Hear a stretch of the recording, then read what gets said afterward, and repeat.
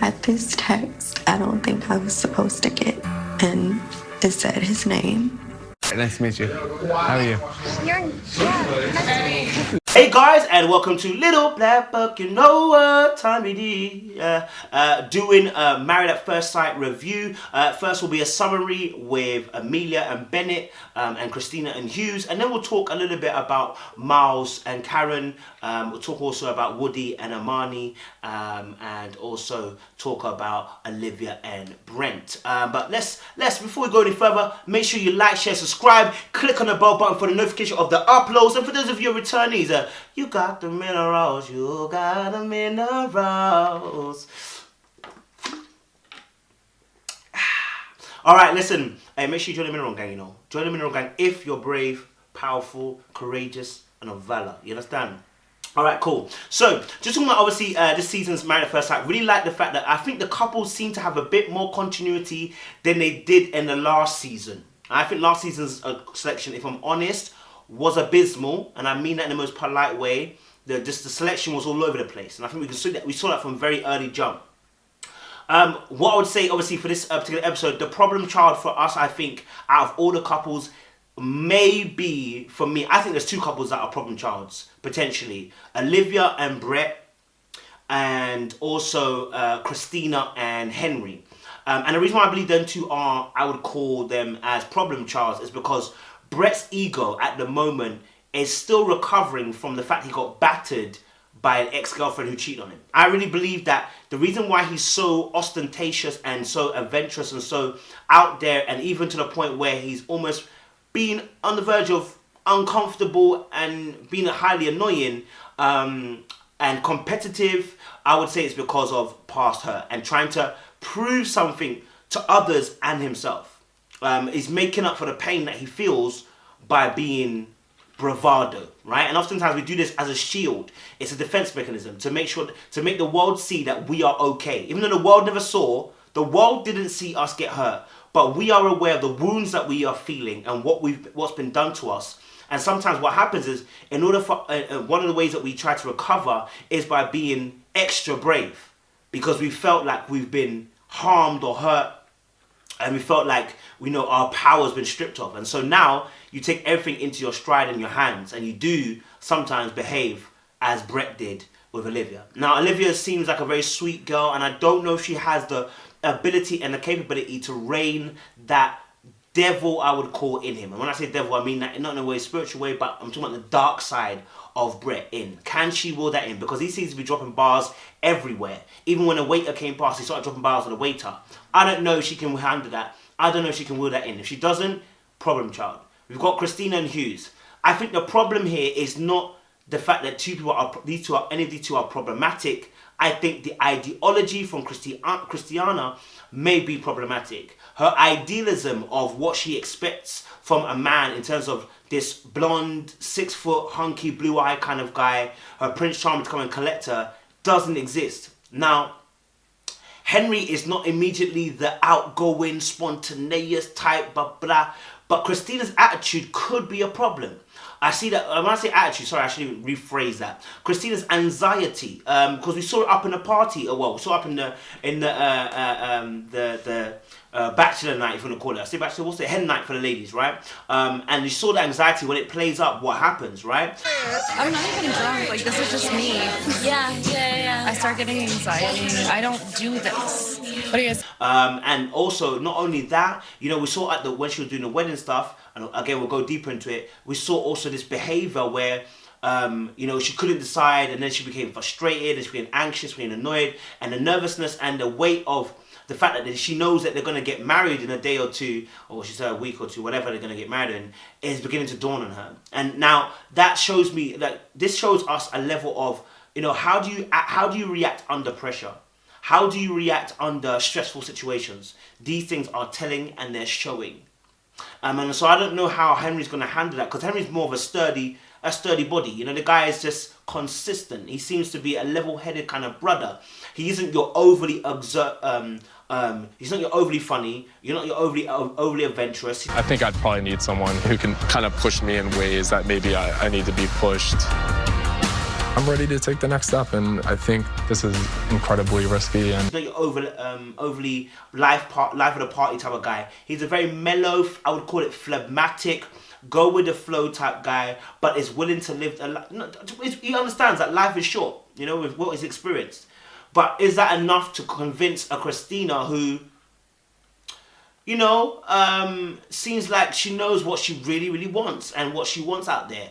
But again, I think there's a chance for them, because the fact that she wants this love, the fact that she needs this love, the fact that she feels like she wants to settle down, and obviously just looking at the fact that she had a conversation with her mum, and I saw the conversation with her mother, and it was like, you know, there's a warmth there.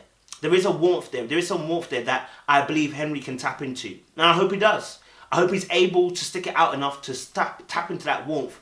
And I hope she brings it to the forefront. If she does, then their relationship can really take root and take hold. And they won't be the problem child. Similar to Olivia and Brett. Brett, again, is showing bravado, but will that last? Sometimes people show bravado because they're nervous too. Maybe he's nervous about the final day, meeting the wife, you know what I'm saying? All this cockiness about I'm attractive, da-da-da-da-da-da. Is that going to fade away on the day of the wedding? Let's see. Sometimes situations can show us what true people's feelings and thoughts are. Do you know what I mean? So I can't wait to see that kind of thing.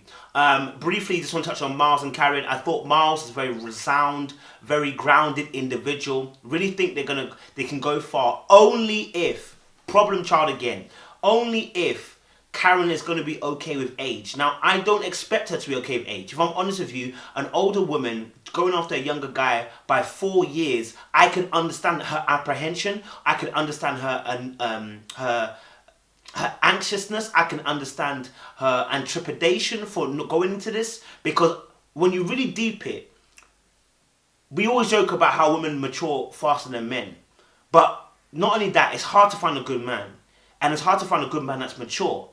So I mean, I've you know, you do hear girls say, look, I date men that are far old, you know, a few years older than me. Yeah, girls that you see girls say that I date men that usually, you know, if I'm 25, I date guys that are 30. If I'm 30, I date guys that are 35. Because of the fact that a lot of men don't seem to mature. But just looking at their relationship, it does look like he's a very grounded individual. And we'll go into that on their own separate video. But I do believe that if she can overlook that, then their problem child of the relationship can move forward. Unfortunately, she has seen my guy already before the actual final day, and she said she doesn't think that's his type. She doesn't feel that he's her type. So that's going to be an issue that we'll have to deal with as well. Woody and Imani, I really liked Imani's energy, outgoingness, really bubbly, energy, you know, and her friends are very good looking. I'm just going to be real true. Her friends are very good looking. And including Imani's very good. And I love Imani's melanin as well, her skin tone. You know when black skin is just glistening? I love it. And so with her and Woody, they make a great couple. I think they make a good aesthetic couple. I think with Woody's energy, I really do believe that Woody's over life party exertion and life, like just overall boisterousness. I think a lot of it is to do with people not getting to the heart of Woody. And I think with a mother that's separated from her father, and a father that was in jail and wanting a relationship with the father, I think you do tend to go into such behaviors of either reclusiveness or just being out there. You know what I mean? You could just be out there, just in the streets, and it sounds like Woody's in the streets. Nobody took him seriously, but can they work? I think they can. I think they both got the same kind of viewpoint to life and enjoyment. It's whether we can get the depths of Woody, whether Imani has the tools, and I mean the tools to get to the deeper Woody, to draw out the real Woody that we want to see, right? The Woody that we're getting, okay, is one aspect of Woody. He's always going to be a fun guy, always going to be a boisterous guy,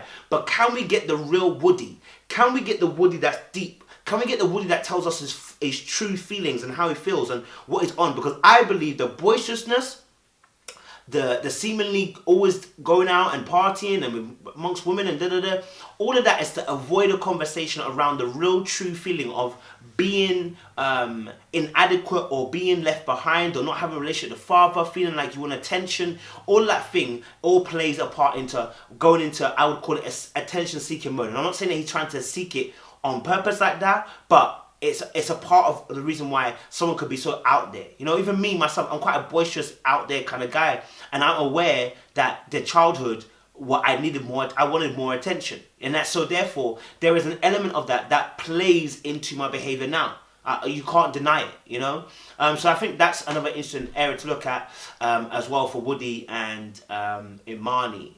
And then I guess obviously there's Bennett and Amelia. Again, I love their quirkiness. I love their kind of just funky, kind of weird vibe. I don't even call it weird because I just call it just quirky. It's just different, and I like it. You know what I'm saying? And I really have high hopes for them because I really believe they're going to be the last season's Austin and was it Jen? Austin and Jen? You know, they just kept it consistent, you know, because they were just made for each other. Because they've got the same kind of energy. So I'm hoping for the same thing here. So let me just break down, obviously, a little bit about Bennett and Amelia. So we know obviously Amelia's quite creative and she's out there. We saw that obviously with Bennett as well. He's all into his plays, into his theatre productions. You know, we see that he's into music and she's also into music. And what's really interesting about their relationship is that, or what is going to be interesting about their relationship, is how they navigate this space of breadwinnership. Because we know Amelia's this medical doctor where she wants a man that's actually going to potentially stay at home, probably work from home, or so that he can look after the kids in future, etc. Which is really different to the traditional sense of a man going to work and a woman staying at home. She wants the opposite. Now, can Bennett do that? I believe he can, because I believe that he's willing to, because of the way he's creative and you know, he's out there. I believe he'll find a creative solution, and they will find a creative solution to get around that. So that will be probably the biggest thing, whether Bennett will align with Amelia's vision of staying at home. Because she categorically said she doesn't want a medical doctor either. She doesn't want a doctor to be with, because I guess to do that, I guess that's to do with the fact that timings, you know, and that's not what she saw in her home. Like she said, her dad stayed at home while her mum worked.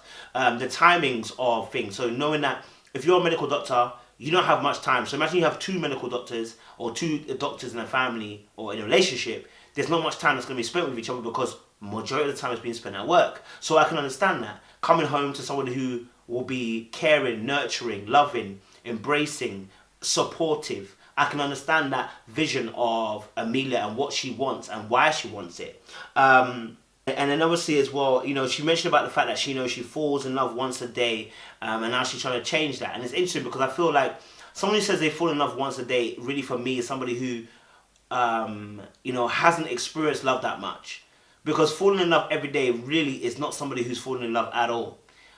You know, when you've fallen in love and you've had your heart broken, let me tell you something, you become smart and you become wiser. You know, make statements like that. So that's the fantasy side of Amelia that needs to be, I guess, not I wouldn't say worked on, but I say that may come into disruption once she encounters a real relationship with Bennett and actually having a discussion around where they see themselves and where they're going. But I really do have high hopes for them. I think they got a great potential and chemistry going on with themselves as well.